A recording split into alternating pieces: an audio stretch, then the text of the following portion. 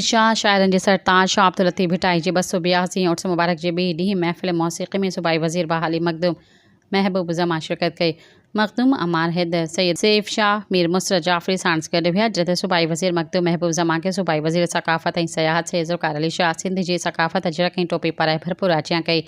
इन मौक़े ते सूबाई वज़ीर मखदूम महबूब ज़मा तक़रीब खे ख़िताब कंदे चयो त शाह अब्दुल लतीफ़ भिटाई ऐं मखदूम सरवर नूह हमेशा अमन भाईचारे जो दर्स ॾिनो आहे।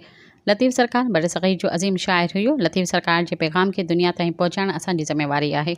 सब्सक्राइब कयो अवामी न्यूज़ HD खे ऐं ताज़ा तरीन ख़बरुनि लाइ ॾिसंदा रहो अवामी न्यूज़ HD।